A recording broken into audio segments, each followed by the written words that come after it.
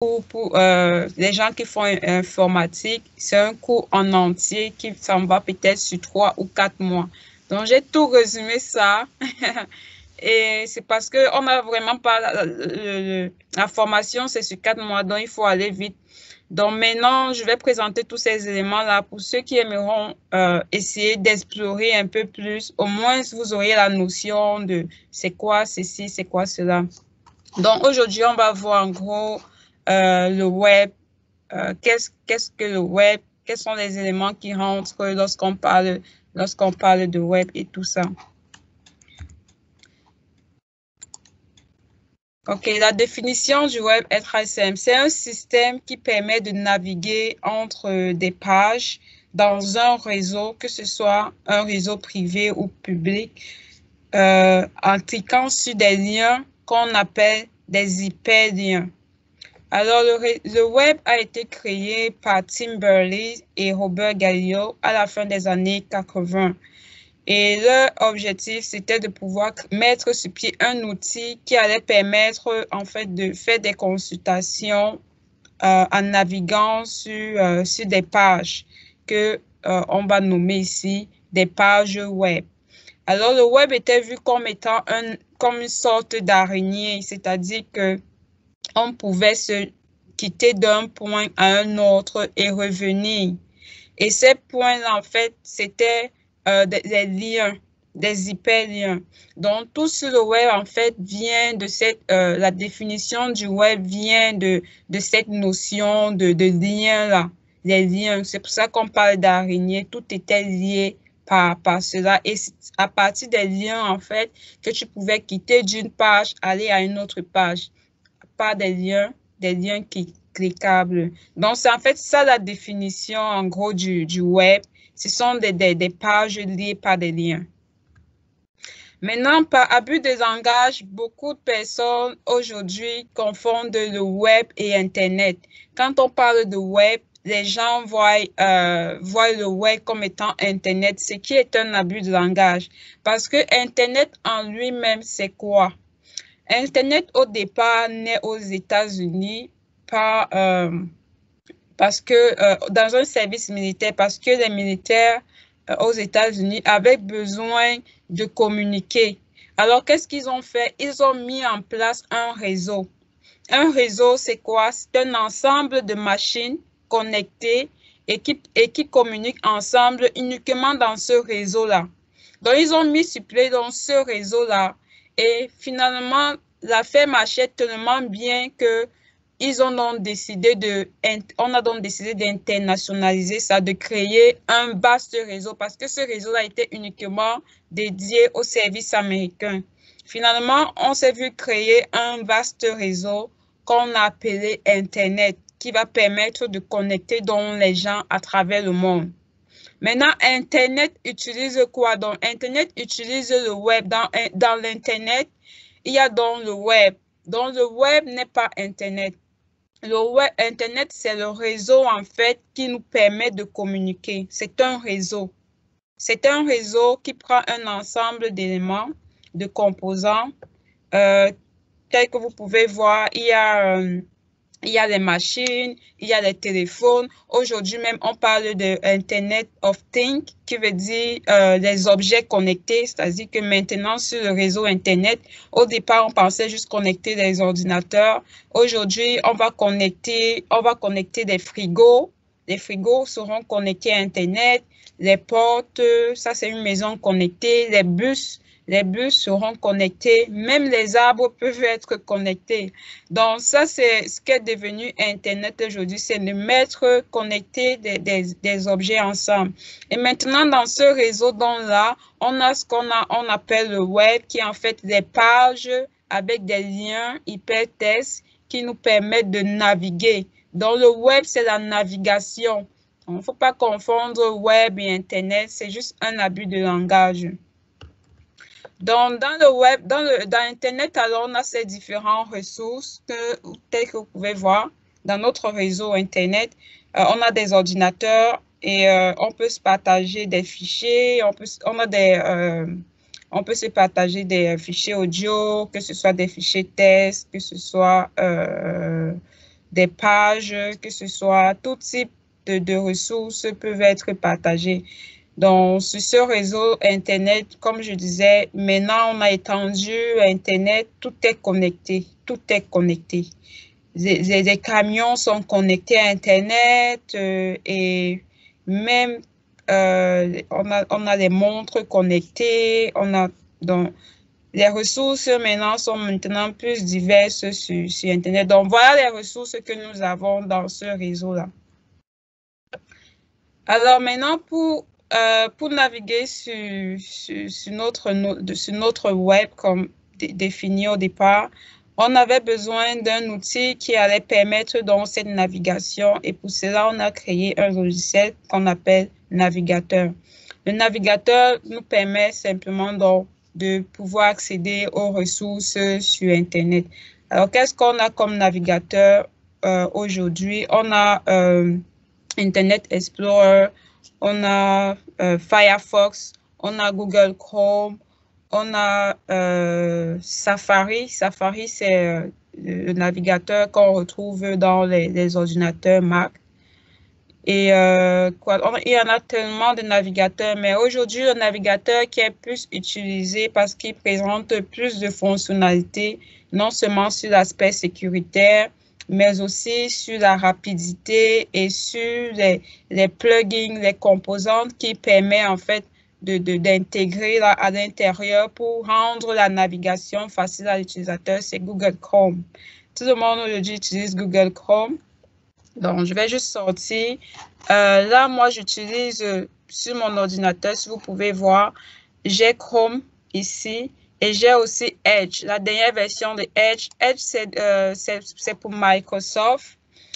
Au départ, ils avaient Internet Explorer qui finalement a accusé beaucoup de retard et a été dévancé par Chrome. Donc, ils ont là maintenant sorti une dernière version un peu plus améliorée de leur navigateur pour essayer de rester dans la course à la navigation.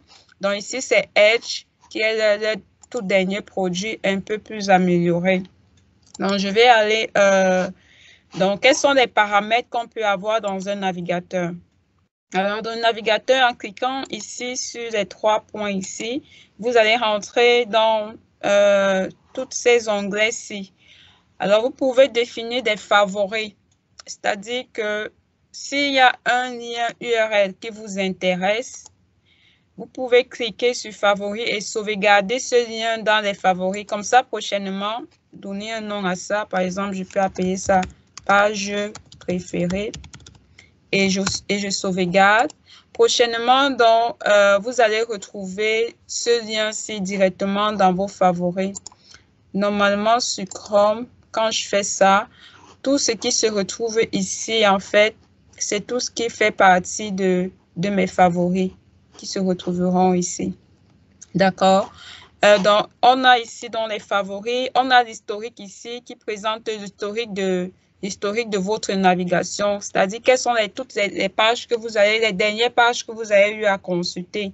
Ici, là, c'est pour vous ouvrir le fichier de téléchargement parce que quand vous téléchargez quelque chose sur votre navigateur, ça enregistre ça dans un dossier par défaut. Donc, si vous voulez accéder à ce dossier-là, vous cliquez ici pour voir quel est le dossier de téléchargement. On a aussi des applications, on a les extensions que vous pouvez installer. On a le plus important, en fait, ici, ce sont les paramètres. Dans paramètres, vous pouvez configurer beaucoup de choses. Premièrement, la sécurité, qui est un élément important. Donc, en venant au niveau de la sécurité, bon, je n'ai pas la maîtrise de Edge, mais je pense que c'est ici qu'ils ont mis la sécurité à mot de passe. Vous pouvez contrôler comment est-ce que votre mot de passe est enregistré et tout. Donc, si je reviens ici, je pense que Edge n'a pas assez d'éléments au niveau de la sécurité. Bon, je ne maîtrise pas très bien ça. Je vais aller au niveau, par exemple, de Chrome. Si je viens au niveau de paramètres ici, alors vous pouvez voir ici à côté, il y a le contrôle de la sécurité, le contrôle de la confidentialité, l'apparence, le moteur de recherche. On va revenir sur les moteurs de recherche plus tard. Donc, en cliquant sur la sécurité ici, vous pouvez vraiment définir tous les éléments de sécurité.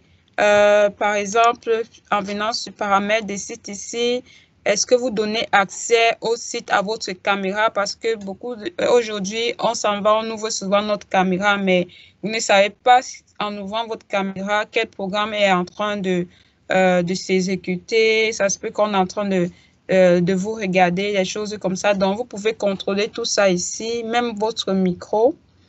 Maintenant, ici, JavaScript, il y a JavaScript, c'est ce qu'on va voir samedi. Ce sont des petits bouts de code comme ça qui s'exécutent très facilement sur les navigateurs ou browsers. Browser, c'est navigateur en anglais. Donc, est-ce que vous allez autoriser les fichiers JavaScript? Quand vous naviguez sur Internet, vous êtes en train d'exécuter du JavaScript. Et vous ne savez pas quel code JavaScript est en train de s'exécuter. Est-ce que vous allez autoriser ces codes-là à s'exécuter? Donc, vous pouvez contrôler tout ça sur votre browser. Aussi, ici, là, les flashs. Parfois, vous naviguez, vous voyez, on vous dit soit d'activer votre flash ou bien de le mettre à jour. Pardon, vous pouvez... Excusez. Vous pouvez configurer ça ici. Aussi, les pop-up, vous pouvez bloquer les pop-up. Les pop-up, ce sont les petites fenêtres qui s'activent souvent sur les sites. Quand vous naviguez sur les sites, là, il y a un pop-up qui apparaît là. Vous pouvez contrôler également. Donc, vous pouvez contrôler plein de choses ici au niveau de la sécurité. Il y a tellement de choses, les cookies et tout. Et vous pouvez configurer votre page d'accueil. Vous pouvez également configurer votre moteur de recherche. Qui est votre moteur de recherche? Est-ce que c'est Google, Bing? Il y en a. Donc, Chrome intègre ces moteurs de recherche. Il y en a plus que ça, mais voici ce qui est intégré à Chrome. Donc, c'est à vous de choisir par défaut. Donc, si vous choisissez Bing, par exemple, ça veut dire qu'à chaque fois que vous allez vouloir faire une recherche sur Internet, ça va lancer le moteur de recherche Bing. Vous voyez, là, maintenant, je suis en train de rechercher sur Bing. Moi, j'utilise comme moteur de recherche Google. Donc, je vais mettre Google. Et là, je vais réactiver ça. Si je recherche JavaScript, ça va me pointer sur Google. Donc, voilà les paramètres que nous pouvons avoir concernant le navigateur. Je vais retourner au cours. Donc, ça, c'était le navigateur et les paramètres. On a vu les différents paramètres d'un navigateur. Maintenant, les moteurs de recherche, on en revient. Le moteur de recherche est un outil, en fait, qui vous permet de faire des recherches sur Internet. Ce sont des algorithmes très puissants qui permettent, juste à partir d'un mot-clé, peu importe la profondeur de votre mot-clé, rechercher des éléments sur tout le réseau Internet, que ce soit des fichiers, des vidéos, des documents. Ça fait toutes ces recherches, des voix, des personnes. Aujourd'hui, l'un des plus grands moteurs de recherche que nous avons, c'est Google. C'est Google. Moi, j'utilise Google. Je pense que la majorité des gens utilisent Google parce que c'est un moteur de recherche qui est capable vraiment d'aller indexer l'information au plus petit niveau, au plus profond, peu importe la profondeur de la racine de recherche. Donc, Google a vraiment travaillé sur ces algorithmes et c'est l'un des moteurs de recherche qui est le plus utilisé. À part cela, il y a Yahoo également. Il y a Bing, tel que vous avez vu, j'ai configuré Bing tout à l'heure. Il y a Ask, il y a Yandex, il y en a tellement. Il y a des moteurs de recherche qui sont spécialisés dans un domaine spécifique, c'est-à-dire que si vous recherchez par exemple des articles scientifiques, il y a des moteurs de recherche qui sont réservés à cela, donc vous aurez juste à aller là-bas et faire votre recherche. Ensuite, maintenant, dans le web, nous avons l'élément incontournable qui est l'URL. L'URL, en fait, c'est comme, je vais dire, une adresse divisée en 3 groupes d'éléments. Premièrement, nous avons ce qu'on appelle le protocole, suivi par le port et ensuite l'adresse. Alors, nous allons décortiquer vraiment chaque partie d'une URL.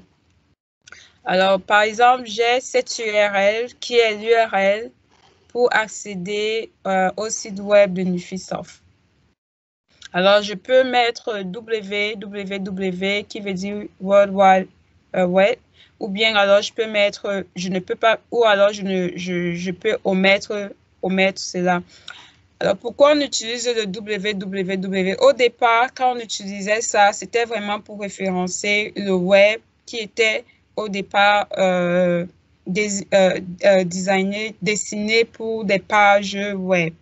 Mais aujourd'hui, donc, on n'a pas uniquement des pages web sur Internet. On peut également avoir des mails. Alors, pour des mails ici, on va mettre par exemple mail pour indiquer le nom du serveur qu'on veut accéder. Ça veut dire qu'on est en train d'accéder à un serveur de mail. Là, je vais mettre, au lieu de mettre www, je vais mettre mail. Donc, www, c'est juste pour dire que le serveur qu'on est en train de vouloir accéder là, c'est un serveur qui va distribuer des pages web. Donc, c'est pour faire une indexation au web. Donc, on va voir donc premièrement, c'est quoi un protocole qui est le premier élément ici de notre URL. Un protocole, c'est un langage de communication. Par exemple, on entend souvent protocole lorsqu'on allait peut-être dans une fête, on vous dit qu'il y a un protocole à suivre. Ça veut dire quoi? Ça veut dire que pour que cette fête-là puisse bien se passer et que tout le monde soit vraiment à l'aise, il faudrait qu'un protocole soit mis pour éviter tout désordre, embouteillage, je ne sais pas quoi. C'est la même chose ici. Pour les communications sur Internet, on a besoin de protocoles. Le protocole va donc permettre d'éviter tout dérapage ou bien malentendu en ce qui concerne l'échange de données. Donc, le protocole va permettre à différentes ressources de communiquer. Ça peut être des applications. Pour que des applications communiquent, il faut qu'elles suivent un protocole établi. Pour que des ordinateurs communiquent, pareil, on utilise des protocoles. Donc, les protocoles sont utilisés à tout niveau en informatique. Que ce soit niveau réseau, que ce soit niveau applicatif, on n'utilise que des protocoles. Donc, en informatique, nous avons différentes couches. Lorsque vous prenez un ordinateur, on connaît par défaut, on connaît qu'il y a le software, il y a le hardware. Maintenant, pour chacune de ces parties-là, on a divisé ça en couches. On a la couche application, on a la couche de transport qui s'occupe du transport. La couche application, c'est le premier niveau, le niveau où toutes les applications sont localisées. Ensuite, il y a la couche du transport, c'est-à-dire qu'il faut découper toutes les informations sont découpées en fait pour être transmises au niveau du réseau. Donc, on va découper l'information au niveau de la couche de transport pour les transporter.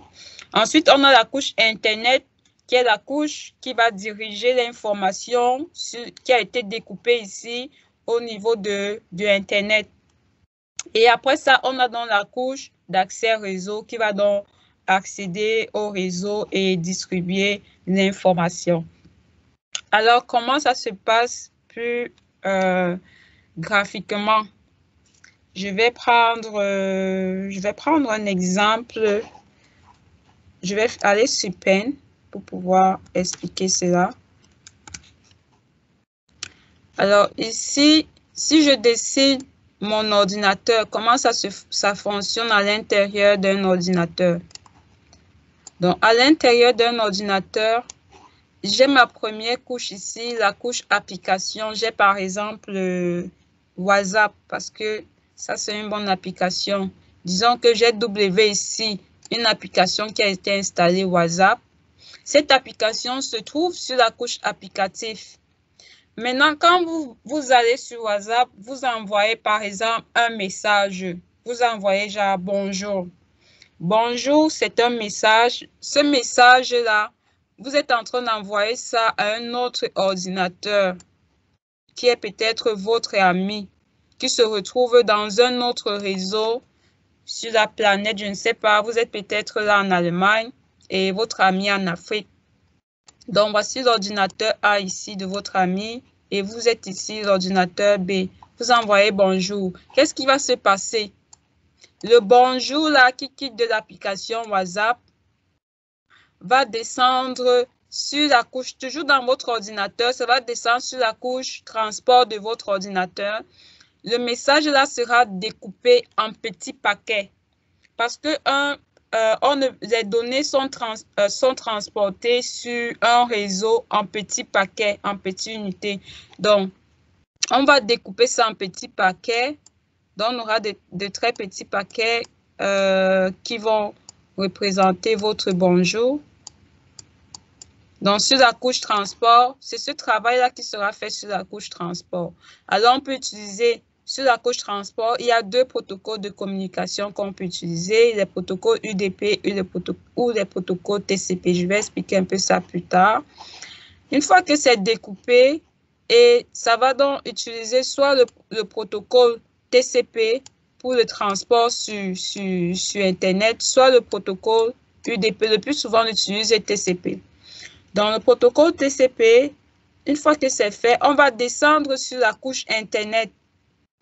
Sur la couche Internet, on va rajouter des paramètres. Quel protocole ça va utiliser?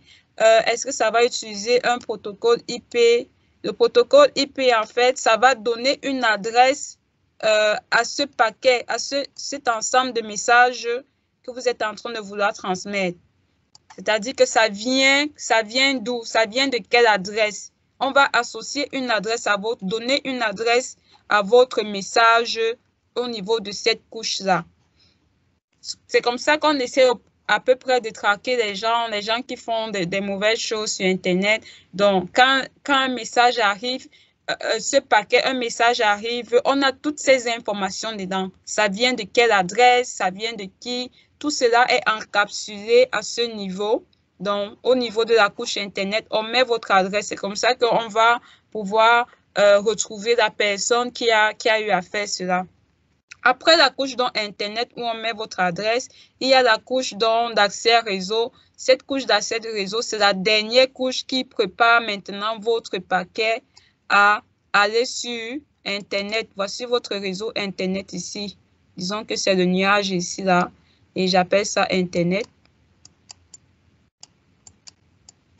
J'appelle ça Internet. Donc, ça prépare dans la dernière couche ici. Donc, votre message est quitté du haut ici vers le bas dans votre ordinateur. Et maintenant, au niveau de la couche d'accès réseau, étant donné que vous êtes dans un réseau, ça va essayer de préparer ce paquet pour pouvoir naviguer déjà dans votre réseau, quitter de votre réseau pour tomber sur le réseau Internet. Et maintenant, dans Internet, là, ça va naviguer jusqu'à trouver l'adresse de votre ami et livrer le paquet. Et le paquet sera au niveau de votre ami, va suivre le même cheminement. Ça va arriver au niveau de la couche réseau de votre ami. Alors, votre ami est dans un réseau. On va pouvoir déchiffrer et trouver l'adresse de votre ami dans le réseau. Une fois qu'on a trouvé l'adresse de votre ami dans le réseau, on trouve son adresse IP. Une fois qu'on a trouvé son adresse IP, on continue de monter. On assemble tous les paquets qui avaient été découpés vont être assemblés ici. C'est-à-dire que si on avait découpé bonjour à B, O, N, J, à ce niveau dans la machine de votre ami, on va rassembler tout. On va attendre que tous les paquets soient reçus. Une fois que tous les paquets seront reçus ici, maintenant, on pourra retransmettre ça à l'application WhatsApp de votre ami en bonjour et il va recevoir bonjour. Donc, c'est à peu près comme ça que toutes les communications se passent sur un réseau, se passent entre les machines. On a découpé vraiment les machines en réseau. Il y a beaucoup de protocoles de communication qui rentrent en jeu. Ce n'est pas juste un seul protocole. Et comme vous voyez les différentes couches, à chaque couche, il y a un protocole pour pouvoir comprendre exactement l'information. Qu'est-ce que tu es en train de vouloir dire? Qu'est-ce que tu veux que je fasse? Ainsi de suite. Donc, tout ça, ça suit dans ce qu'on appelle des protocoles. Dans la couche 2, comme je vous ai dit, qui est la dernière, cette couche-ci, en fait, la couche d'accès réseau, qui est la couche 2, ça utilise un protocole qu'on appelle ARP. ARP, c'est quoi? Au protocole ARP, le protocole ARP utilise beaucoup plus les adresses MAC de la machine. L'adresse MAC de la machine, c'est quoi? C'est l'adresse qui est, une machine vient avec ce qu'on appelle une carte mère. Et la carte mère, peu importe les machines dans le monde, ont une adresse MAC. Les cartes mères ont une adresse MAC unique. C'est-à-dire que si tu donnes l'adresse MAC, on sait exactement, on peut avoir toutes les informations à partir de l'adresse MAC d'une machine. On sait quand est-ce que la machine a été fabriquée, où est-ce qu'elle a été fabriquée. Donc, c'est l'adresse unique d'une machine. C'est la même chose avec les téléphones. Les téléphones ont des adresses, je ne sais plus comment on appelle encore les adresses là, des adresses uniques qui les identifient. Donc, si vous voulez avoir l'adresse MAC de votre machine, vous allez taper la commande CMD sur votre ordinateur pour aller. CMD, c'est l'invite de commande de Windows. C'est à partir de cette invite-là que vous tapez toutes les commandes que vous voulez sur Windows. On va voir ça, je pense que dans le chapitre après le cours de JavaScript. Donc, si je fais ipconfig, ipconfig me donne dans la configuration de ma machine. Là, j'ai les adresses. On va voir les adresses IPv6 plus tard, les adresses IP. Ici, je n'ai pas, par exemple, mon adresse MAC. Je passerai par défaut.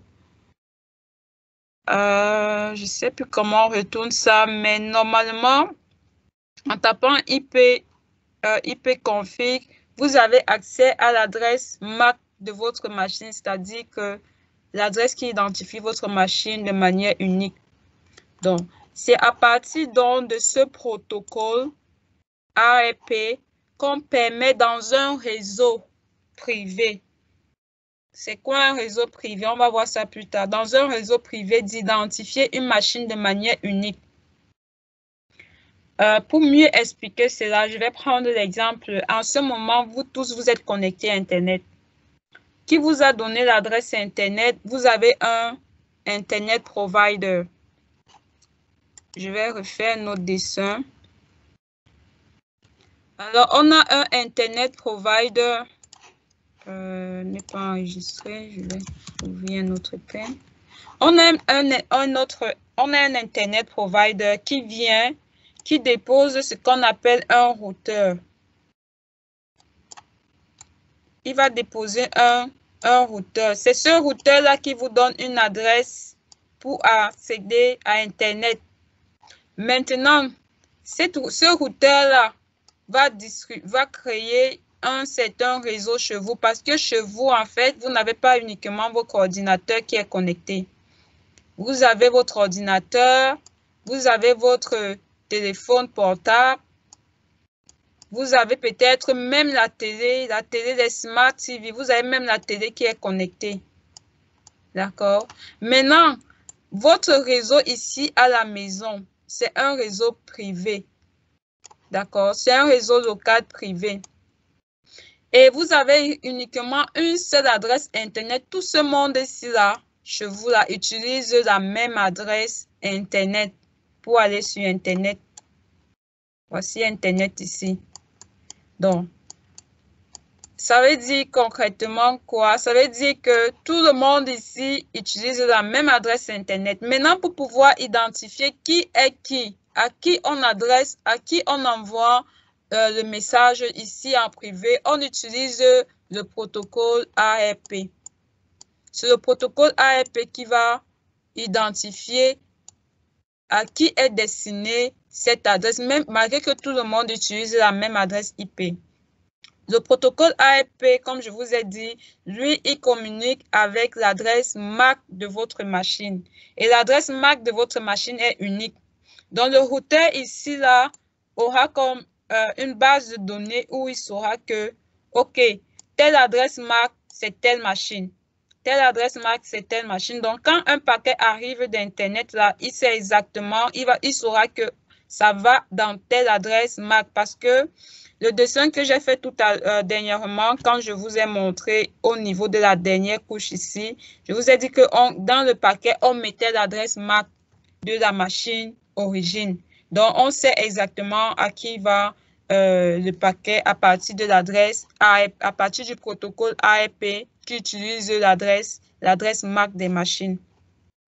Donc, au niveau donc, de cette couche-là, la couche 2 qui est la couche la plus basse, on a donc ce qu'on appelle le protocole ARP. Ensuite, la couche Internet, on a les protocoles IPv4, IPv6. IPv4, c'est le protocole qui avait été mis en place pour pouvoir communiquer sur Internet. On appelle ça les adresses IP, mais plus précisément IPv4. Ces adresses-là avaient, je suis en train d'expliquer ça normalement, je dois expliquer ça plus tard. Ces adresses-là avaient été formées des blocs, de 4 blocs de 8 octets. Ce qui est arrivé, c'est qu'on s'est rendu compte que ces adresses-là ne pourraient plus être suffisantes. Donc, on a créé le IPv6. Je vais vous expliquer ça plus tard. Donc, le protocole Internet nous permet donc d'avoir accès à Internet. Lui, ici, réseau permet d'avoir accès au réseau local. Ça, c'est pour aller sur Internet. Et le transport utilise ICPM, TCP, UDP. TCP, c'est un protocole orienté connexion. Ça veut dire quoi? Ça veut dire que quand j'envoie un paquet sur Internet, je dois d'abord me rassurer que la personne est connectée. Ça, c'est le protocole TCP qui fait ça. Si la personne n'est pas connectée, le paquet ne va pas partir. Le paquet ne va pas partir parce que ça essaye de communiquer avec une machine qui n'est pas connectée. Et UDP, quant à lui, s'en fout si la machine à distance est connectée ou pas connectée. Donc, ça va juste envoyer les paquets, ça ne va pas vérifier est-ce que tu es connecté. Donc, le protocole de communication TCP vérifie la manière dont ça a été fait. Premièrement, ça essaie d'établir une connexion. Ensuite, ça vérifie est-ce que tu es connecté. Si tu es connecté, oui, bon, je vais t'envoyer prendre d'abord tel nombre de paquets. Ensuite, les paquets suivants. Donc, ça communique comme ça. Et UDP fait tout à fait le contraire.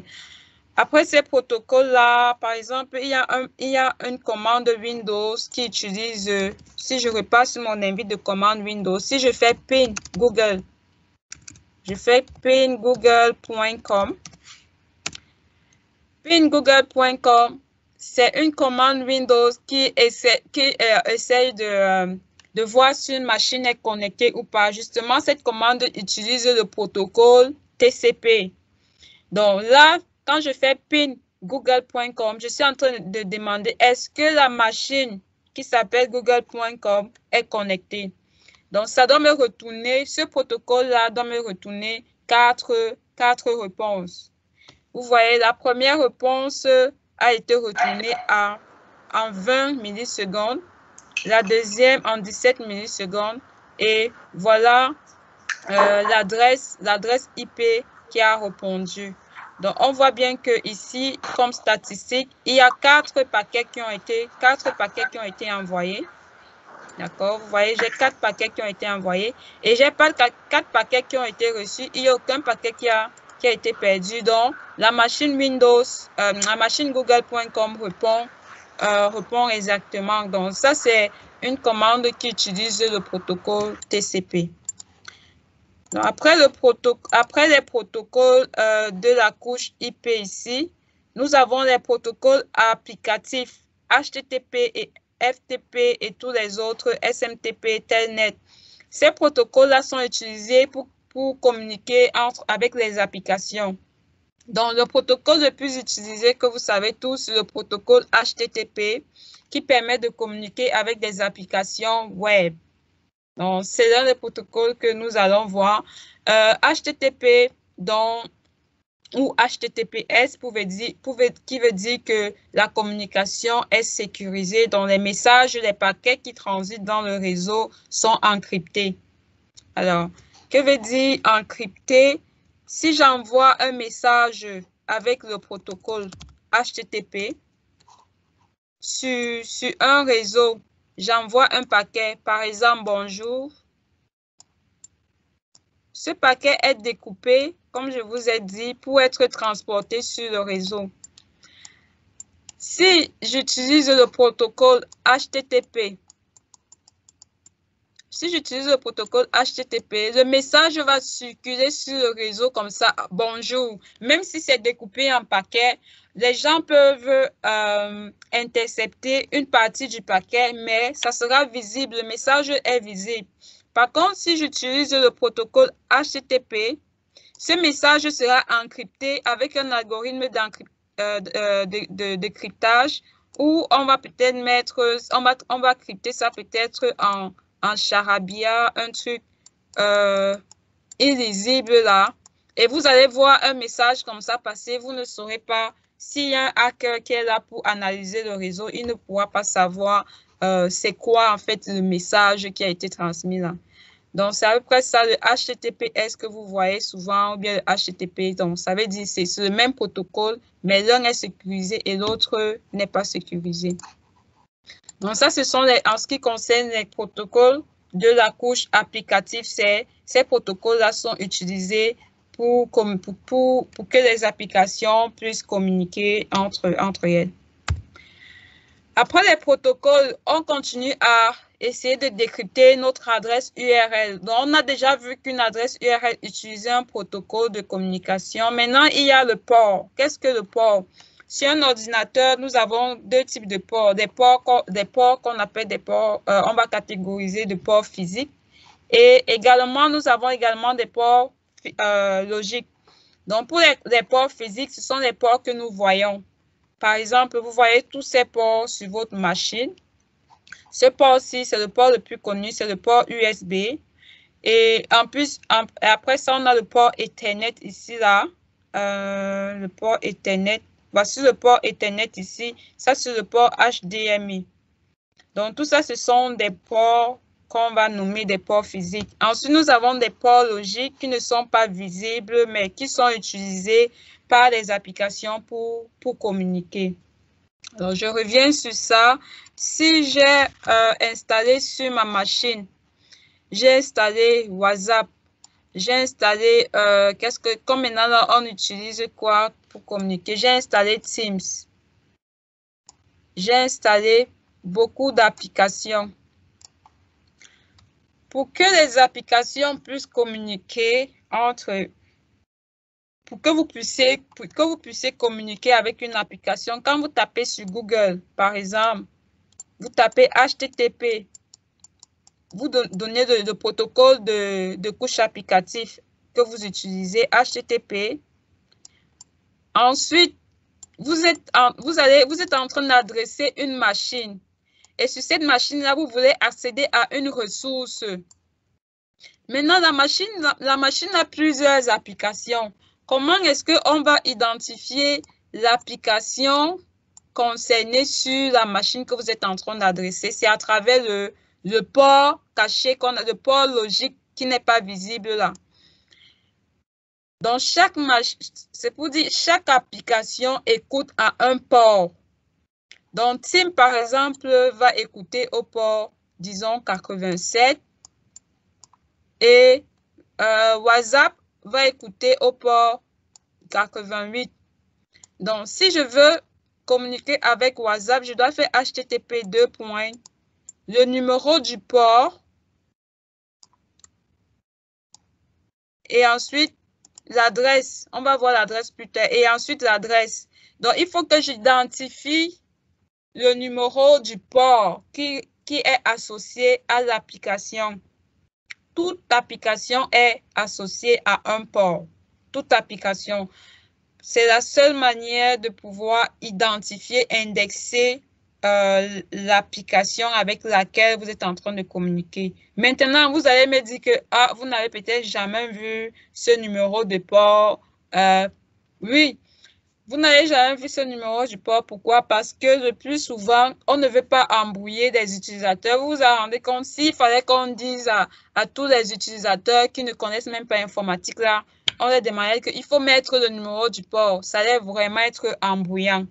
Donc, par défaut, il existe des serveurs, sur les machines qui permettent de faire la liaison entre une adresse qui a été passée et un numéro de port. C'est la raison pour laquelle le plus souvent, vous ne voyez pas ces ports-là. Ça, c'est encore très, très avancé. Je ne vais pas entrer à l'intérieur. C'est des cours encore d'années en informatique. Mais il faut savoir que c'est comme ça, en fait, que normalement, ça fonctionne. Il faut un port. Toute application que vous voyez là écoute à un port. Et on va voir ça plus tard dans les chapitres sur les serveurs. Comment est-ce qu'on crée un serveur? Donc, c'est à peu près ça, le principe de fonctionnement d'un port. Donc, par défaut, le port HTTP, toutes les applications HTTP. Donc, lorsque je mets HTTP, je ne mets pas le port. Ça veut dire que l'application écoute sur le port 80. HTTPS écoute sur le port 443. Le protocole FTP, c'est le protocole qui permet d'échanger des fichiers. Donc, lorsque vous téléchargez des fichiers sur Internet, vous n'êtes pas en train d'utiliser une application comme vous êtes en train de télécharger un fichier. Ça utilise le protocole FTP. Et maintenant, SMTP, c'est le protocole qui permet de faire la messagerie. Donc, comme Outlook, Yahoo, toutes les applications de messagerie là utilisent le port 25.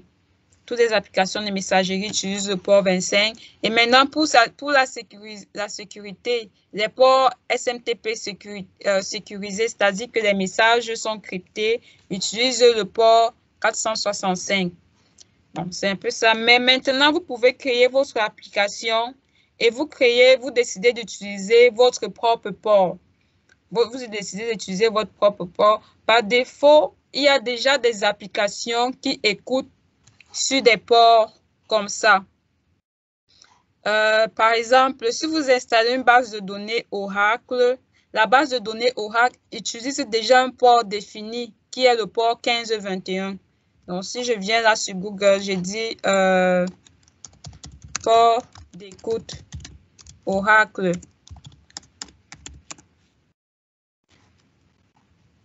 Oracle utilise le port. Bon, normalement, ça devrait vite me sortir ça. C'est 1521 normalement, port d'écoute de la base de données. La base de données Oracle. Voilà, 1521. La base de données Oracle écoute sur le port 1521. Donc, si vous voulez vous êtes en train de créer une application et que vous devez utiliser un port, vous devez déjà savoir quels sont les ports qui sont utilisés, quels sont les ports qui ne sont pas utilisés. Parce qu'une application, on ne peut pas avoir deux applications qui écoutent sur le même port. Maintenant, comment connaître les ports qui sont utilisés? Donc, je vais faire commande Windows. Liste des ports ouverts. La commande Windows pour avoir les listes des ports ouverts, c'est nested-abn. Donc, je pense même que c'est juste nested. Ça, ce sont juste des paramètres spécifiques. Mais si je fais juste nested, là, je peux avoir, vous voyez, ça me donne le nom du protocole qui est utilisé. Et là, c'est mon adresse. 2 points, c'est le port. Donc, voilà les ports logiques qui sont utilisés sur cet ordinateur. Mais là, je n'ai pas installé une application qui utilise le port 80. Si j'avais installé une application qui utilisait le port 80, vous devez voir là que j'ai utilisé, que le port 80 est utilisé. Donc, c'est à peu près comme ça que les ports, quand on vous parle de port logique, que les ports logiques fonctionnent. Maintenant, une adresse IP. On continue à décrypter notre URL. On a vu les protocoles, on a vu les ports. Maintenant, c'est quoi une adresse IP? Une adresse IP, comme je vous ai dit, ça permet d'identifier une machine de manière unique sur Internet. Alors, je vous ai montré le schéma de votre service, celui qui vous fournit le service Internet. Il vous fournit une adresse IP. Et une adresse IP là est gérée par un organisme appelé Internet Assigned Number Authority. il avait fallu qu'il y ait un organisme comme ça pour pouvoir gérer ça, pour ne pas attribuer la même adresse à une personne. Donc, il y a donc un organisme qui est chargé d'attribuer ces adresses-là. Et les adresses-là, bien évidemment, c'est payant pour pouvoir accéder à Internet. Donc, avoir une adresse IP veut dire que vous êtes en train de payer, en fait, d'avoir Internet. C'est ce que ça veut simplement dire. Donc, pour aller sur Internet, il vous faut une adresse IP. L'utilitaire Whois est un utilitaire qui permet de connaître l'adresse IP d'une ressource en ligne. Par exemple, si je veux connaître l'adresse IP de Google, si je fais Whois, c'est un utilitaire en ligne qui permet de connaître. Rechercher Whois sur GoDaddy permet de faire ça, mais je m'en vais sur le site de Whois. Et si j'entre google.com, je fais la recherche. Alors, google.com, son adresse Internet, voici l'adresse Internet de google.com.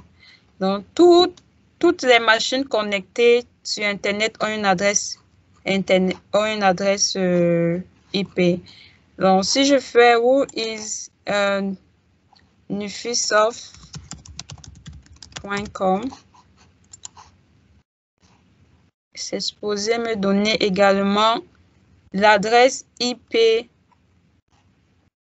Voilà mon adresse IP. OK. Et on voit bien qui est le provider de cette adresse. Donc, c'est Oracle qui me donne cette adresse-là.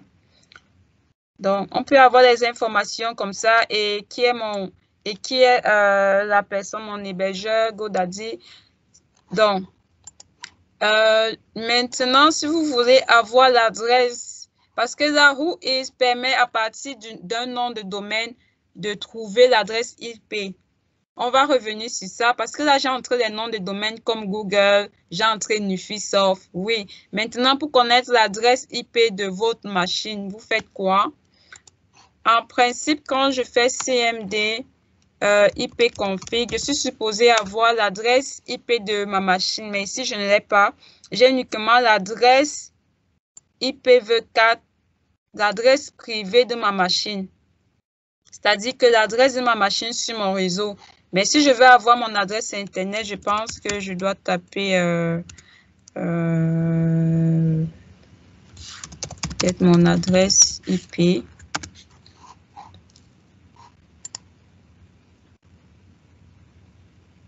OK, là, ça me retourne mon adresse IP IPv6. Si je veux avoir mon adresse IPv4,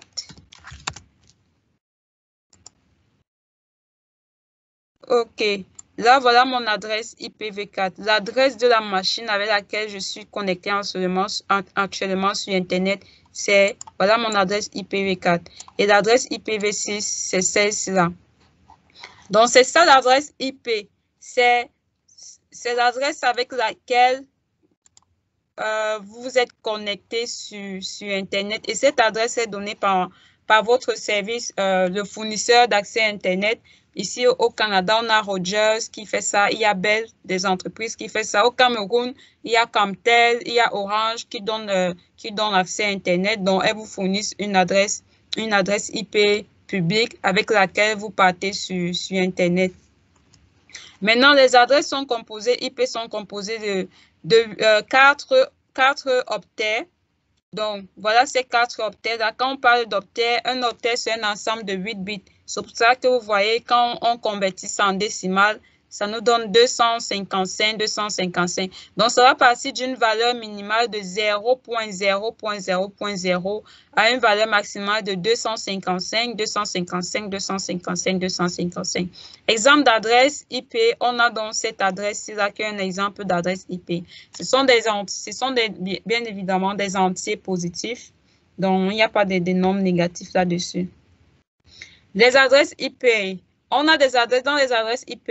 Il y a les adresses IP, donc cette rangée de données de 000 à 255. On a les adresses des machines à l'intérieur dans cette rangée-là. on a les adresses de réseau, on a les adresses de masques de réseau. Alors ça, c'est le cours sur les réseaux. Je ne vais pas faire le cours sur les réseaux ici, juste pour vous dire que dans cette rangée-là, il y a les adresses qui sont réservées pour les machines, il y a les adresses qui sont réservées pour les réseaux. Les adresses qui sont réservées pour les réseaux se terminent toujours avec 00, soit 10, soit 20, soit 30.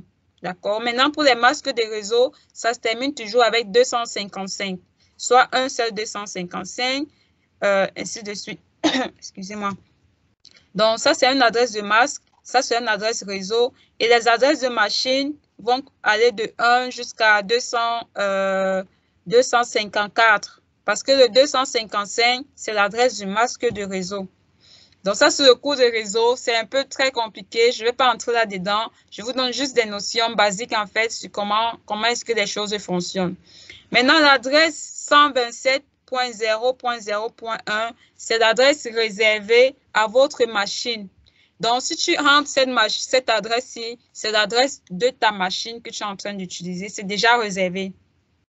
Et cette adresse-ci, comme je disais, ça, c'est une adresse de réseau parce que ça finit par 00, donc c'est une adresse de réseau.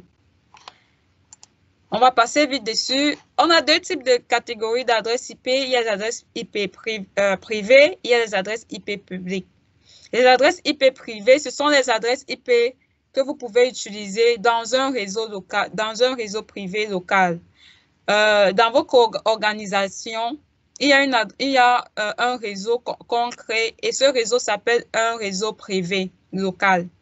Et les machines qui sont connectées dans l'adresse de votre entreprise utilisent donc cette rangée d'adresses qui sont privées. On peut utiliser la rangée de 10, 0, 0, 0 à 10, 255, 255, 255. Donc, ces adresses-là sont gratuites. Vous pouvez utiliser ça pour monter n'importe quel réseau. Nous, à Nufisoft, on a monté justement un réseau comme ça dans notre entreprise. Et les plages d'adresses qu'on utilise sont ces plages d'adresses qui sont gratuites. Maintenant, si vous voulez utiliser les plages d'adresses hors de ces rangées-ci, ça veut dire que ce sont les adresses publiques payantes qui vont sur Internet. Il faut payer pour les avoir. Donc, c'est dans la différence entre adresse IP privée et adresse IP publique. Une fois qu'on a fait les adresses, donc on est encore ici dans les adresses. Localhost, c'est une adresse également qui identifie le nom de votre machine. Comme tout à l'heure, on a vu que 127.0.0.1, c'est également l'adresse de votre machine. Nufisoft Dev est également le nom d'une machine. Donc, comment faire pour connaître le nom de votre machine? Vous avez juste à aller dans les paramètres et vous voyez comme ici le nom de la machine.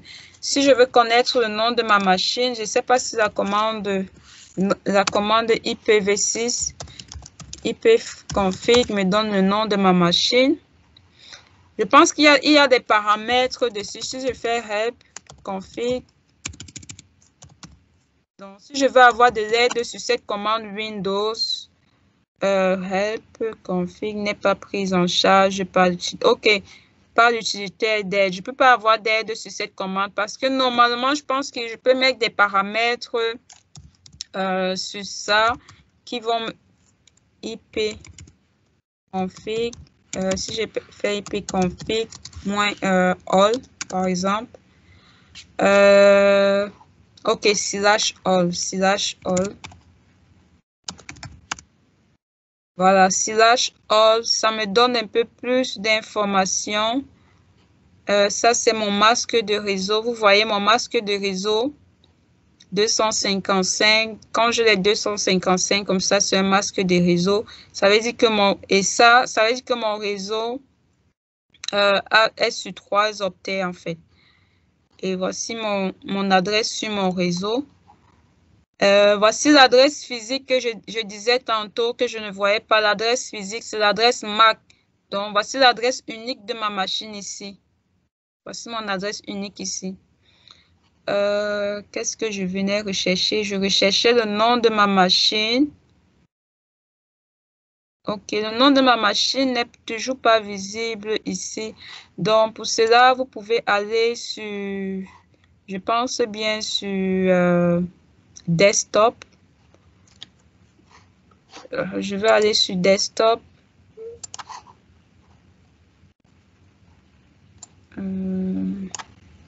Ok, je vais cliquer sur propriété. Et là, je descends, nom de l'ordinateur. Voilà le nom, voici le nom de ma machine ici. D'accord?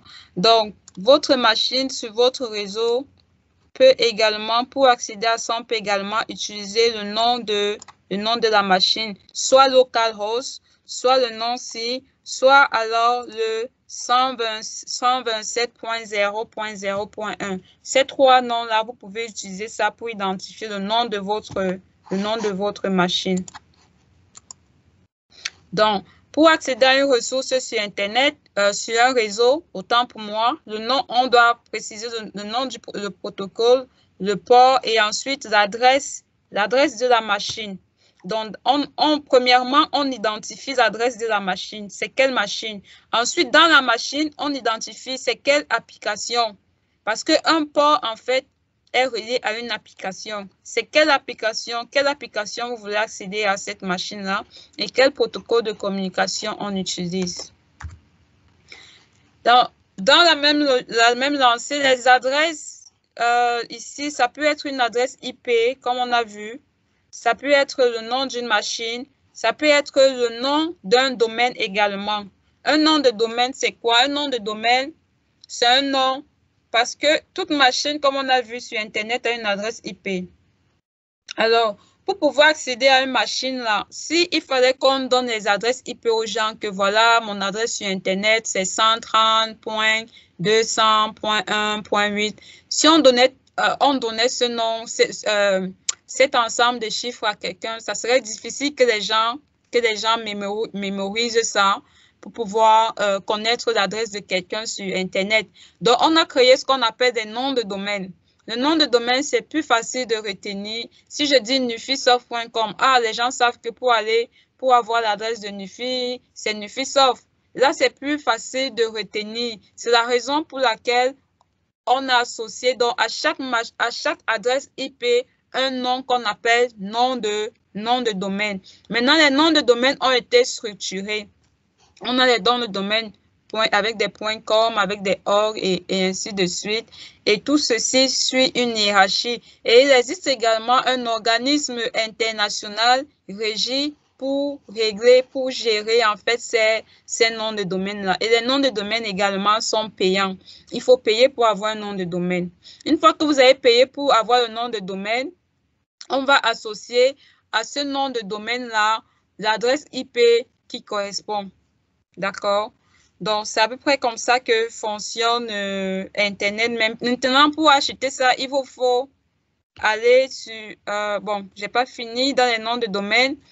Une fois que vous avez acheté un nom de domaine, comme moi, j'ai acheté le nom de domaine Nufisoft, il y a maintenant ce qu'on appelle des sous-domaines. C'est-à-dire que la racine principale est Nufisoft. À l'intérieur, je peux maintenant avoir des sous-domaines, comme par exemple dev ici, info.nufisoft, ou bien dev.nufisoft, ou bien apps, qui veut dire application.nufisoft. Je peux avoir autant de sous-domaines que je veux. Et les sous-domaines sont gratuits parce qu'une fois que vous avez acheté le domaine principal qui est ceci, vous pouvez maintenant créer autant de sous-domaines que vous voulez. Et chaque sous-domaine également, bien sûr, va pointer sur une application différente.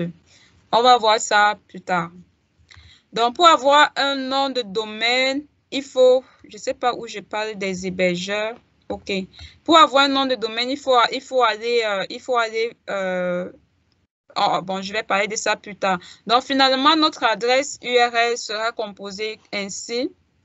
Le HTTP, mon protocole, le port suivi de l'adresse. Alors, mon adresse, ça peut être mon nom de domaine. Ça peut être l'adresse de ma machine comme ça.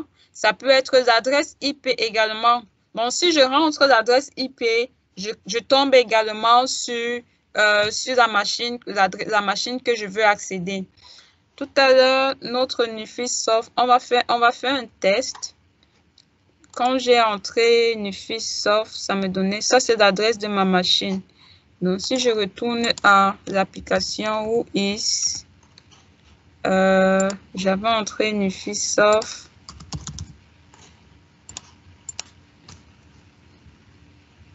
Donc, ça va me donner l'adresse de Nufisoft qui est ça. Maintenant, si je fais Nufisoft, ça va me donner bien sûr, ça va pointer sur mon application sur Internet. Maintenant, je peux faire toujours ceci. Je pense que si je fais HTTP comme ceci, je dois avoir accès à Nufisoft. Qu'est-ce que j'ai fait? Je dois mettre... OK. Ici, le truc, c'est que le port par défaut n'est pas 80. Je dois mettre le port, en fait, qui... le port d'écoute de mon application. Je ne sais plus si c'était le port d'écoute de WordPress, c'est quoi? Je vais aller chercher le port d'écoute de WordPress. Est-ce que c'est WordPress ou bien 80-81?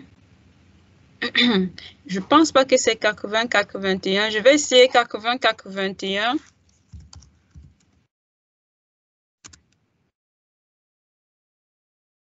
Ouais, c'est pas 80-81. Est-ce que c'est 80? Non, c'est pas 80. Le port d'écoute de WordPress. Ok, je vais trouver ce port-là. J'ai pas envie de rentrer sur le serveur, commencer à regarder.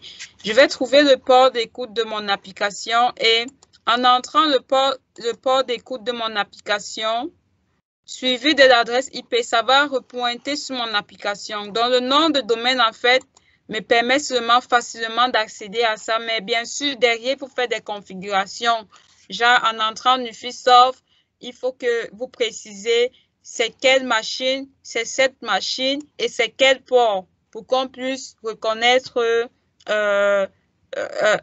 l'application à laquelle vous voulez accéder. Donc, avec le nom de domaine, tout a déjà été configuré. Sinon, s'il faut l'entrer en brut, c'est-à-dire l'adresse IP de la machine et le port, vous voyez comment c'est compliqué déjà. Moi-même qui ai l'application, je ne sais plus quels sont les chiffres ici. C'est la raison pour laquelle on a mis en place les noms de domaine. Donc, on va continuer très rapidement. On a déjà fait combien de temps là? OK. Maintenant, c'est quoi un site Internet? Un site Internet, c'est un ensemble de pages qui sont reliées par des hyperliens. Le plus souvent, la fonctionnalité des sites Internet est basique et elle représente beaucoup plus une vitrine sur un service que vous êtes en train de proposer.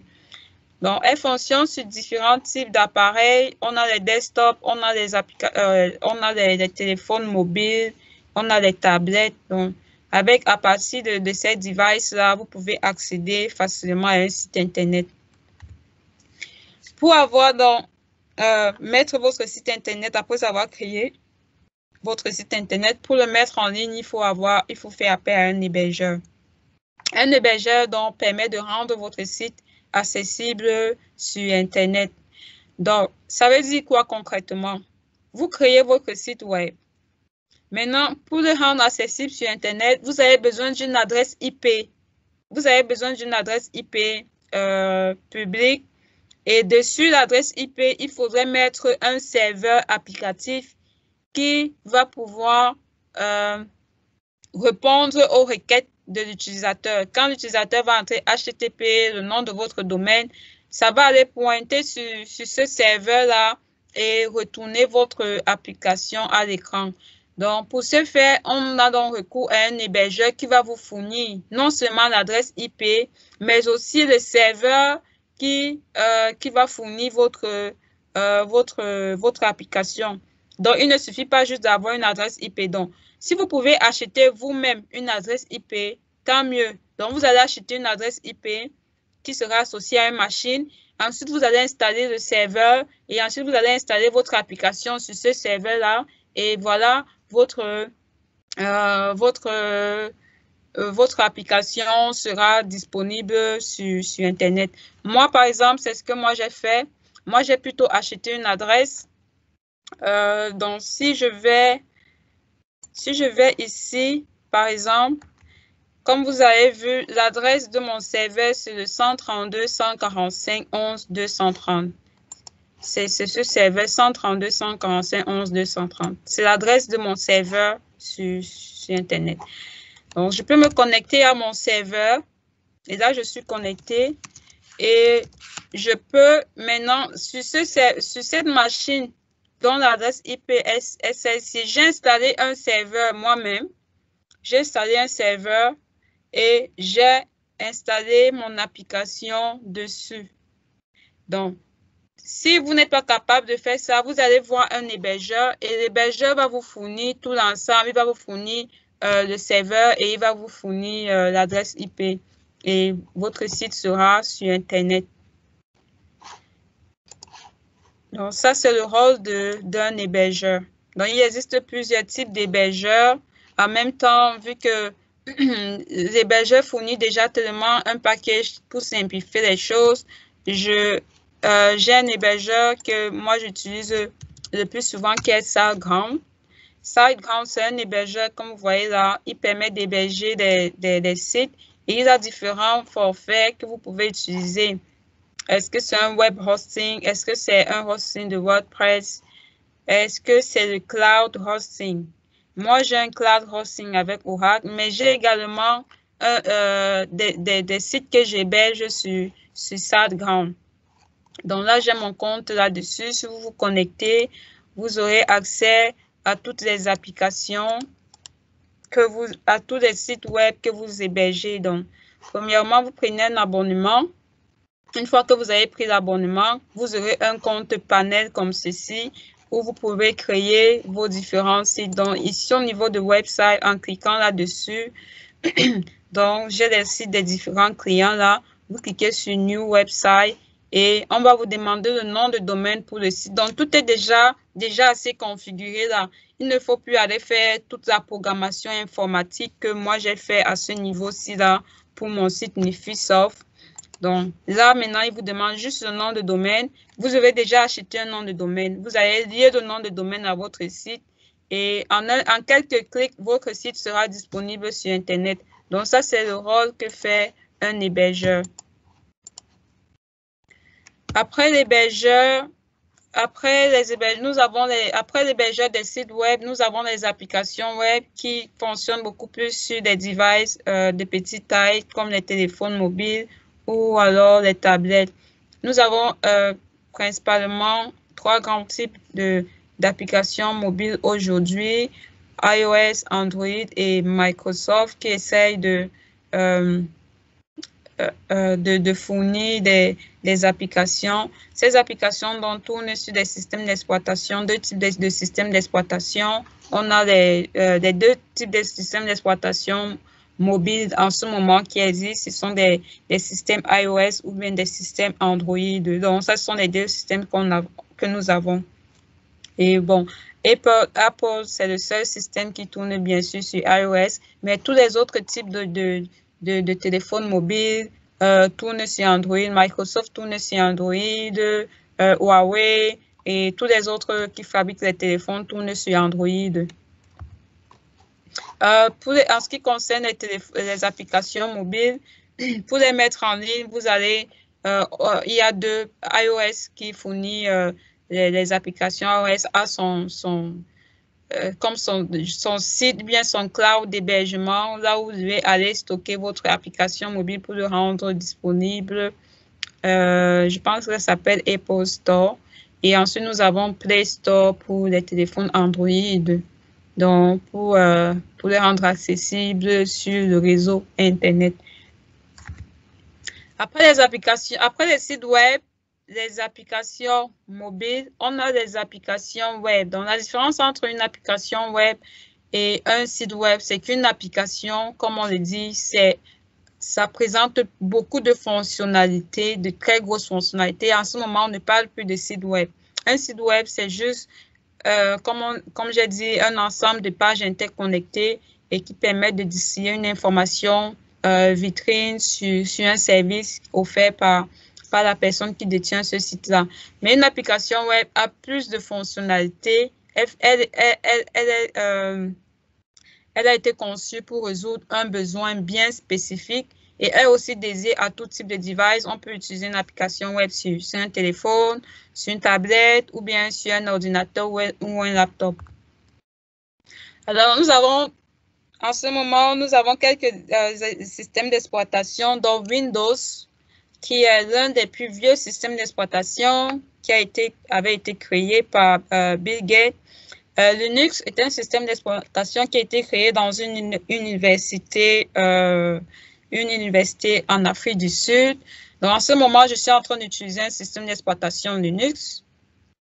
Et maintenant, en ce qui concerne un système d'exploitation Windows, maintenant, en ce qui concerne ma machine sur Internet, j'utilise beaucoup plus un site, excusez-moi, un système d'exploitation Linux tel que vous pouvez voir.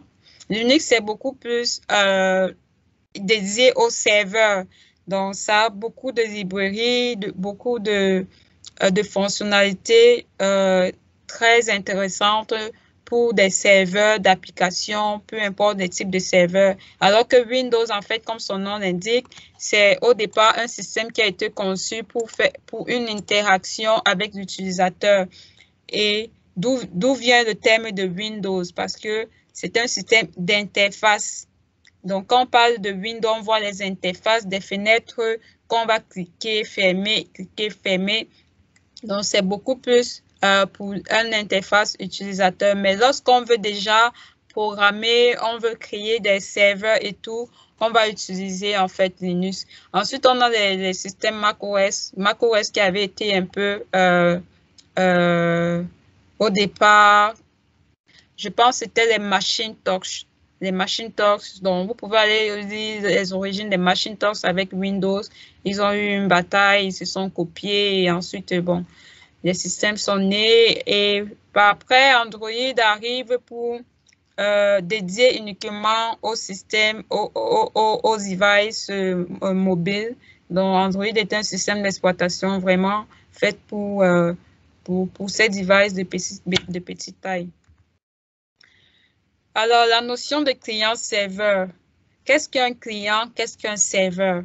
On entend beaucoup ça. Et Internet, c'est vraiment client-serveur. C'est-à-dire quoi? Quand vous tapez http facebook.com, qu'est-ce qui se passe? Le client, en fait, c'est, on va dire que c'est votre browser ou bien navigateur. En d'autres termes, les gens vont par abus de langage, on va dire que le client, c'est la machine. Oui, le client, c'est comme la personne qui vient passer la commande. Donc, quand je fais HTTPS Facebook, je suis en train comme de passer une commande que je suis en train de demander, OK, envoie-moi telle information. Donc, c'est pour ça qu'on parle du terme de client. Donc, le client, en fait, ici, oui, par abus de langage, on va dire que c'est une machine ou bien c'est le téléphone sur lequel on est en train de rentrer une URL. Mais en gros, en fait, le client ici, c'est le browser. C'est le browser que vous utilisez pour rentrer l'URL. Donc, le browser étant donné qu'il est dans la machine, on va dire que le client, c'est la machine. Donc, le client, c'est quelqu'un qui qui fait une requête. Et vous faites une requête à qui? Vous faites une requête à ce qu'on va appeler serveur. Par abus de langage également en informatique, on voyait, quand on parle de serveur, on se dit qu'un serveur, c'est une machine puissante avec des caractéristiques gigantesques, 50 gigas de RAM, je ne sais pas, des téras de disque dur. Oui, mais ça, c'est un abus de langage en fait. Un serveur, c'est une application.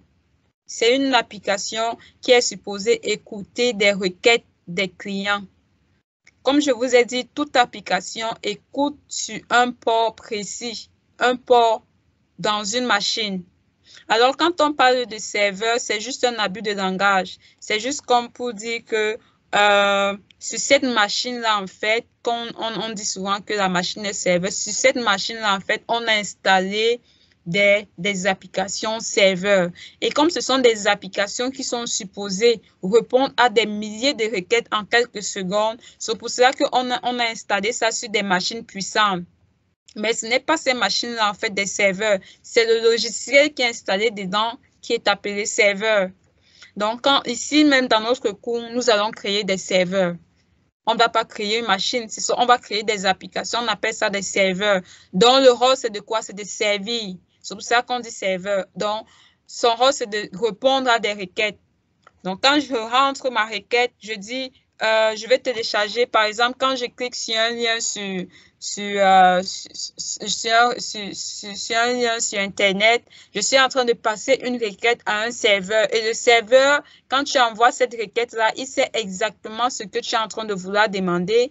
Il va répondre à ta requête en te renvoyant le résultat.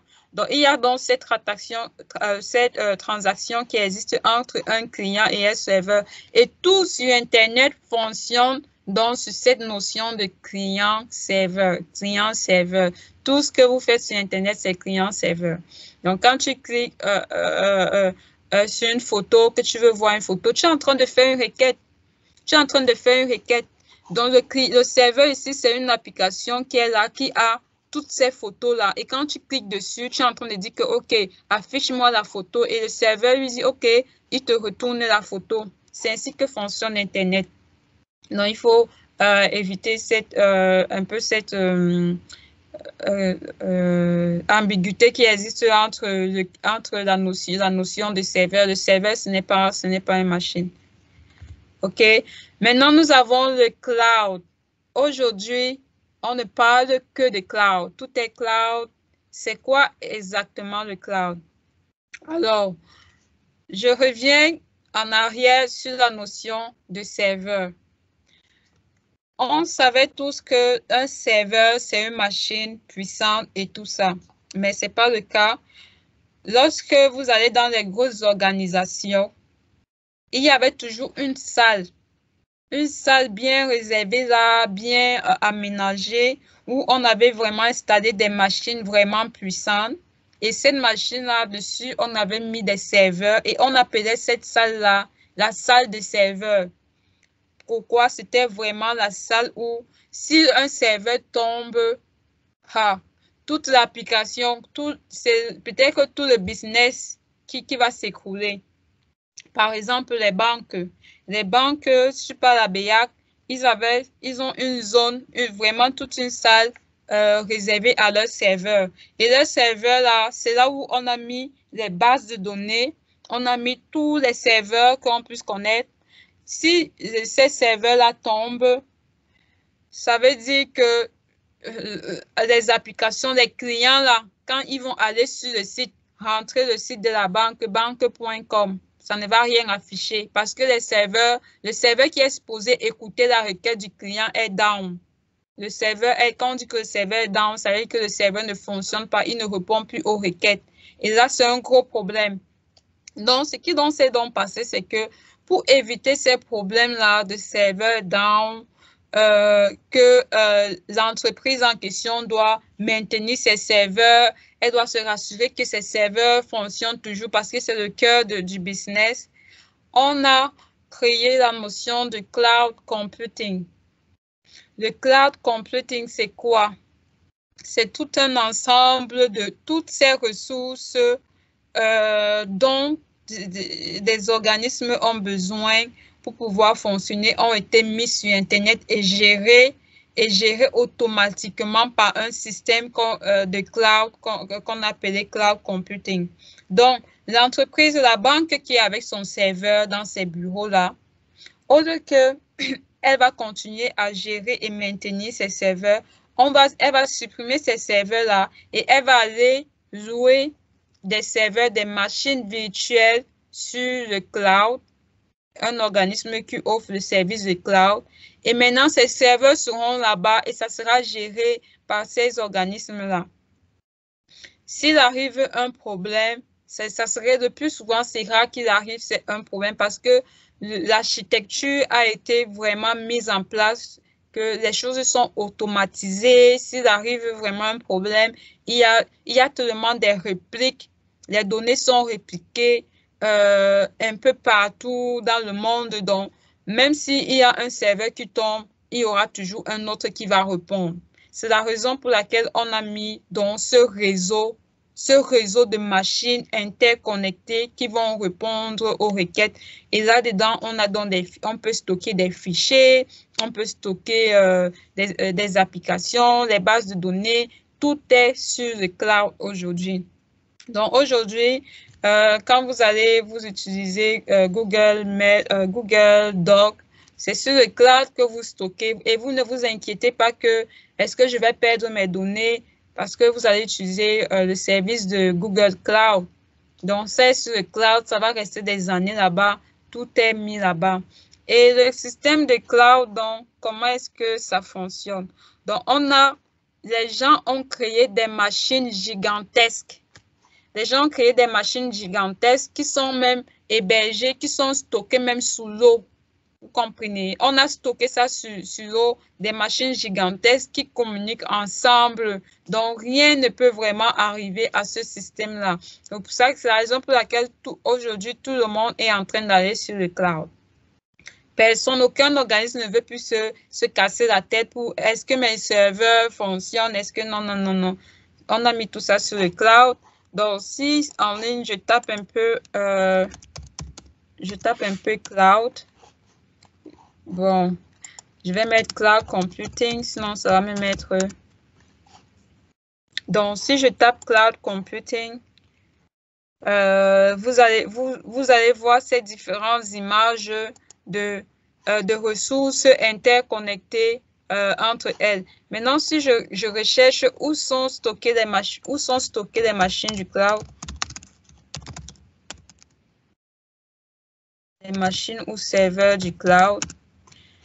Donc, vous pouvez lire les informations dessus. C'est vraiment des projets gigantesques qui ont été... Vous voyez, par exemple, un exemple d'espace de cloud. Ce sont en fait de très, très gros espaces mémoire sur des kilomètres où on a stocké, on a vraiment mis des machines gigantesques pour pouvoir servir cela. Donc, vous pouvez aller faire des recherches sur le cloud, vous allez voir. Maintenant, nous avons plusieurs organismes qui offrent les services de cloud. Le plus grand organisme qui offre le service de cloud aujourd'hui, c'est Amazon.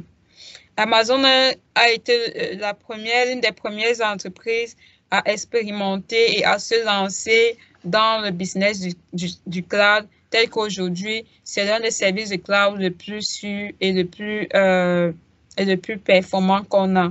Donc, on a Amazon qui offre ce service de cloud qui s'appelle AWS.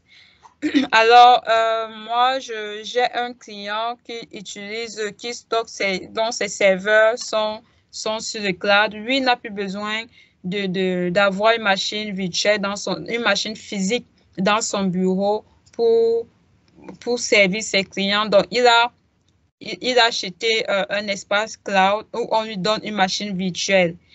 Donc, par exemple, AWS, comment est-ce que AWS fonctionne? Je vais me connecter à mon compte AWS. Donc, voici un exemple de cloud de Amazon. Et là-dessus, comment est-ce que ça fonctionne? Vous pouvez créer des machines virtuelles. Bon, ce qu'on appelle instances ici, ce sont des machines. Donc, vous pouvez créer une machine Windows là sans vous casser la tête. Tout a déjà été tellement mis en place. Ça, par exemple, ça, c'est une machine Windows qui a été créée. En un seul clic, vous créez une machine Windows. Tout est créé, tout est interconnecté. Et maintenant, vous pouvez la démarrer en cliquant ici. Je peux faire Start pour démarrer ma machine. Et ensuite, une fois qu'elle est démarrée, je vais cliquer sur le bouton Connect ici qui n'est pas encore activé pour me connecter sur ma machine. Et étant à distance, je peux me connecter sur ma machine Windows et travailler. Donc, je n'ai pas besoin d'avoir une machine Windows physique. C'est ça, la puissance du cloud. Et chaque machine a une adresse IP. Donc, vous pouvez mettre une adresse IP publique. Vous pouvez même accéder à cette machine-là étant sur Internet, tel que vous voyez là. Tout est paramétré. Ça, c'est vraiment la puissance du cloud. Donc, on a AWS qui est là depuis, qui offre le service du cloud. On a maintenant Microsoft Cloud, on a IBM Cloud et on a Oracle Cloud. Oracle Cloud, lui, il est juste un nouveau joueur qui vient d'arriver et qui est encore en train de s'expérimenter sur le cloud. La puissance d'Oracle Cloud, c'est que Oracle Cloud offre des services, tout est automatisé. Tu peux créer une machine en un seul clic. Tu peux créer une base de données automatisée en un seul clic. Une base de données, le plus souvent dans les entreprises, il y a ce qu'on appelle des gestionnaires de bases de données ou encore database, DBA ou encore DBA. Les DBA, leur objectif, c'est de gérer des bases de données, faire des requêtes des bases de données. Si la base de données ne fonctionne pas, ils vont essayer de voir pourquoi et pourquoi. Mais Oracle est venu avec une idée encore plus avancée en disant que, OK, tous ces problèmes que vous avez souvent avec les bases de données là, je vais automatiser ça. Donc, Oracle gère l'automatisation de la base de données. Parce que souvent, les bases de données, les DBA faisaient des sauvegardes des données au cas où la base de données venait à échouer. On pouvait retrouver les données parce qu'on sauvegardait, on faisait des backups. Mais Oracle fait tout ça automatiquement. Même la création des bases de données où c'était vraiment une tâche ardue, il fallait tout faire, tout paramétrer. Le paramétrage est automatique. Donc, c'est ce que le cloud computing vient faire. Ça vient faire des calculs pour vous. Ça vient faire des configurations pour vous. Tout ce que vous avez à faire, c'est juste utiliser vos ressources en ligne. Donc, je ne vais pas rentrer trop en détail dans le cloud computing. Il faut savoir que ce sont des milliers de serveurs.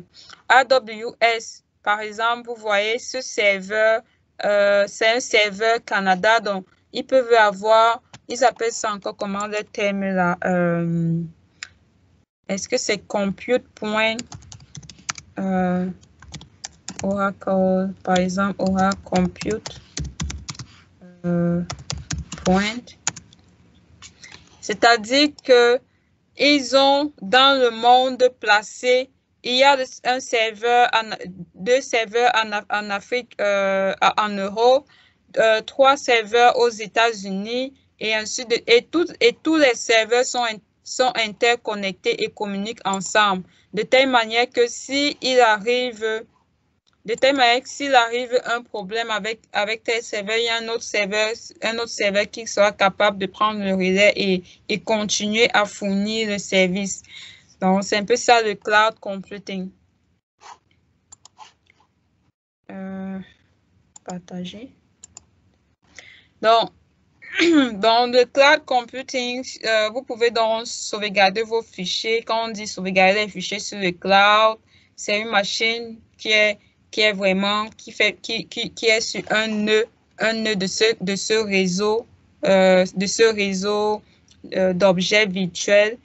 Donc, une machine est là et vous pouvez et dans la machine, il y a une application. Vous pouvez stocker donc vos fichiers là-dessus. Pareil, le téléphone mobile, tout n'est que cloud, des serveurs et ainsi de suite.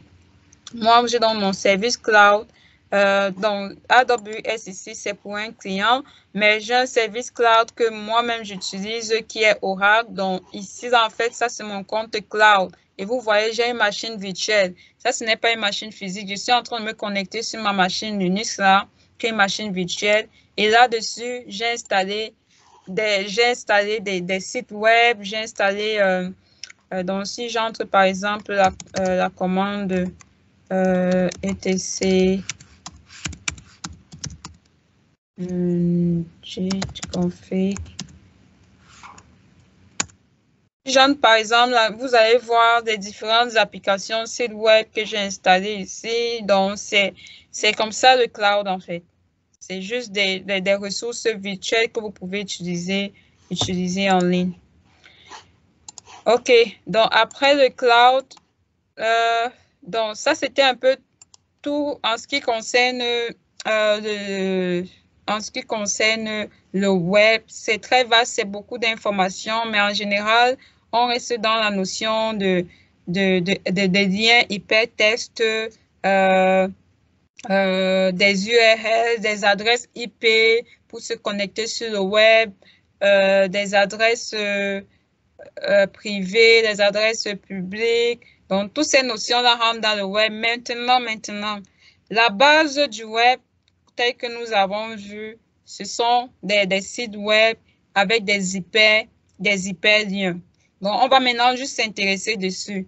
Tout l'aspect communication, comment communiquer sur le réseau, tout ça, c'est ceux qui font réseau, qui font informatique réseau, qui vont encore aller un peu aller piocher, comprendre comment l'échange d'informations se fait. Maintenant, ceux qui font sécurité, ils vont aller regarder comment est-ce que la sécurité de la communication dans le réseau se fait, quand on envoie des messages, comment crypter, quels algorithmes de cryptage on doit utiliser. Tout ça, c'est encore une autre branche de l'informatique.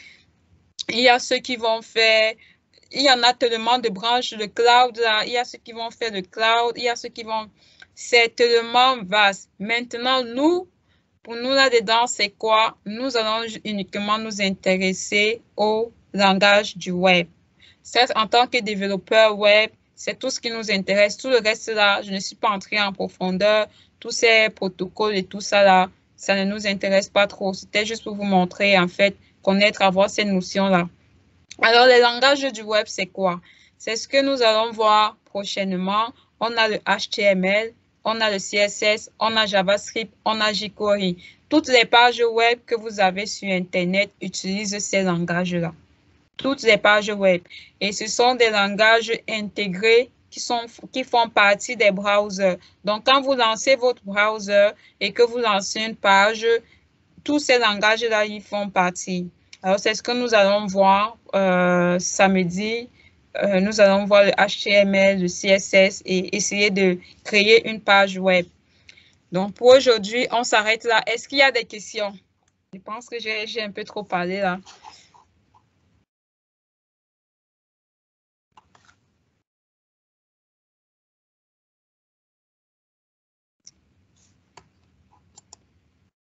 Est-ce qu'il y a des questions? Personne n'a des questions?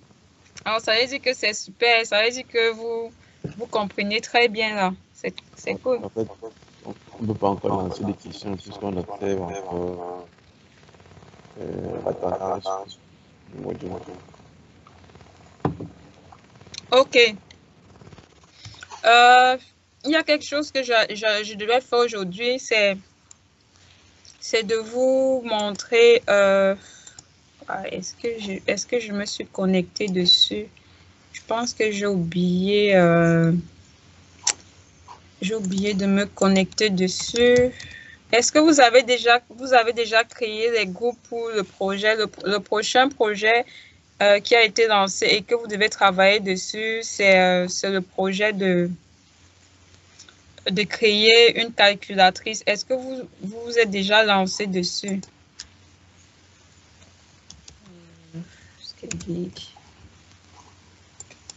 Est-ce que vous avez déjà créé les différents groupes?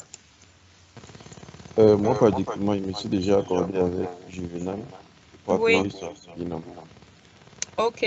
Donc, vous avez déjà créé un groupe.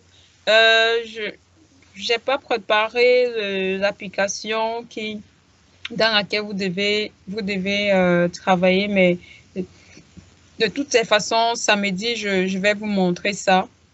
Donc, la première chose, c'était que vous devez créer vous devez travailler sur l'interface graphique de votre application.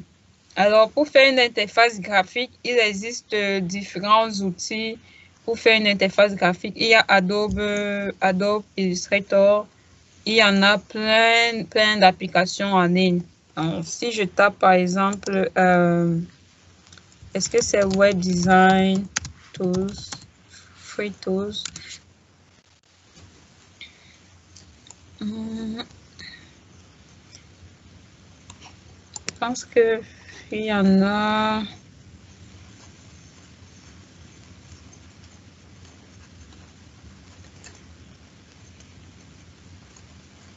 Non. Ouais, Figma, vous pouvez utiliser Figma. Il y en a une partie gratuite et une partie payante. Mais je préfère beaucoup les applications qui sont sur le cloud. Comme ça, je n'ai pas besoin de télécharger. Il y a Adobe XD. Adobe XD c'est payant. Donc, vous pouvez utiliser Figma. Mais il y a un truc en ligne qui est FrameX, non. Non. Non, pas Canva. Vector, voilà, Vector. Il y a Vector aussi qui est gratuit. Donc, et je pense, c'est sur le cloud. Ça veut dire que vous n'avez pas besoin de télécharger l'application. Vous pouvez cliquer dessus et utiliser ça pour faire votre design. Vous voyez là, ça c'est un design de site et tout. Donc, il faut faire le design. Tout passe par un design. Première chose, le design. Une fois que vous avez fait le design, alors là, maintenant, vous faites le design en fonction aussi des fonctionnalités. Donc, première chose, connaître les fonctionnalités. Ensuite, faire le design et ensuite programmer. Donc, pour samedi, j'aimerais que chacun va me présenter, chaque groupe va me présenter le design de sa calculatrice et ensuite les fonctionnalités que la calculatrice doit fournir. Et après le cours de samedi, vous pouvez être capable de passer à l'étape de développement parce qu'on va voir JavaScript et HTML et tout et le CSS. À partir de ce cours-là, vous serez donc capable de programmer votre calculatrice. Est-ce que c'est sûr que dimanche, vous ne pouvez pas, c'est le cours de mercredi prochain que vous allez présenter votre calculatrice. Donc, samedi, on va faire le cours et dimanche, on va faire les exercices. On va faire les exercices comme on a fait les exercices d'algorithmique sur le JavaScript. On va faire plein d'exercices. Et durant la semaine jusqu'à mercredi, vous allez faire votre calculatrice et vous allez présenter. Donc, c'est à peu près ça le programme. S'il n'y a pas d'autres questions aujourd'hui, je pense que le cours d'aujourd'hui, on en a terminé. J'ai été assez expéditive. En 2 heures, je pensais que j'allais déborder les 2 heures, mais je suis correcte. Donc, est-ce que d'autres personnes ont des questions? Oui.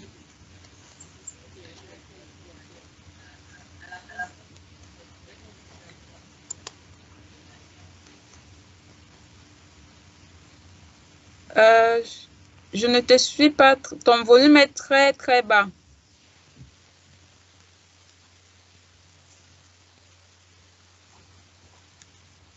Fallon, ton volume est très bas. Je ne sais pas si les autres ont suivi, mais moi, je n'ai rien suivi.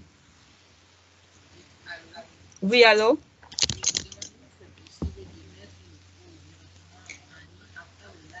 Oui, bien sûr. Bien sûr, je vais mettre le cours. Vu que ces cours-ci qu'on fait, c'est vraiment des cours live. Donc, au niveau de chaque, dans Classroom, au niveau de chaque, contenu, je vais mettre la vidéo associée.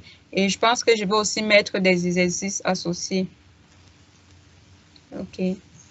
OK. Est-ce qu'il y a d'autres questions? Non, il n'y avait pas Eve aujourd'hui et les autres également. OK. Bon. Je pense que sur ce, on va alors se dire à samedi.